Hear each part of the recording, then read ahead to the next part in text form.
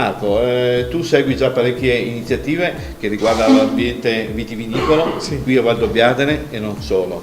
Parecchi tuoi clienti utilizzano il tuo studio per consulenze, per attività legate appunto al settore. Ma però il settore è sempre un po' in effervescenza, cioè non solo perché c'è il prosecco, ma in effervescenza perché le problematiche sono molte. Abbiamo la comunità europea, abbiamo normative che si sovrappongono e ovviamente i produttori vogliono sapere che cosa li aspetta, che cosa li aspetterà nel prossimo futuro.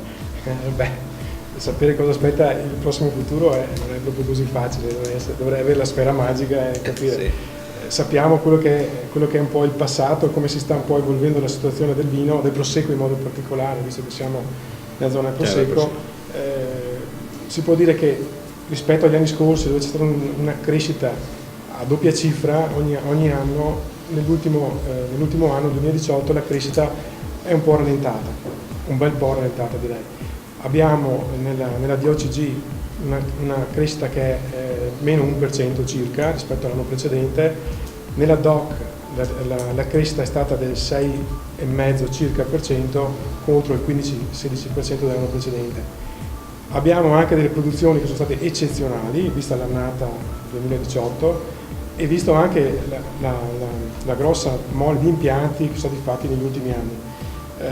Il Veneto ha 88.000 ettari di vigneto circa, è la seconda regione in Italia in questo momento e la prima per esportazione di vino, la prima produttrice di vino e la prima esportatrice. Abbiamo 88.000 ettari, la maggior parte di questi sono a Prosecco, okay, e a Glera. Abbiamo 9.000 ettari circa di Glera che non viene rivendicato a Prosecco in questo momento perché dal 2011 c'è il blocco.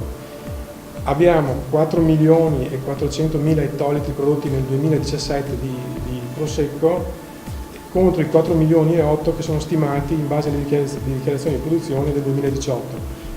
Abbiamo di conseguenza un aumento di circa un 15-20% in più di produzione, quando il mercato in realtà ha avuto un aumento medio del 6%, per cui ci sarà un po' di sofferenza e questo è quello che si presuppone e quello che si può prevedere.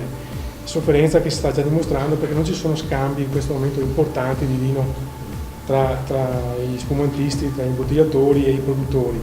Diciamo c'è un po' un momento di stanca, è da sperare magari che in primavera i mercati si aprano, che finisca un po' l'incertezza che c'è sui mercati principali tipo l'Inghilterra e gli Stati Uniti, dove c'è la Brexit che sta facendo un po' da fermo e c'è la politica del presidente Trump che vuole mettere dazi.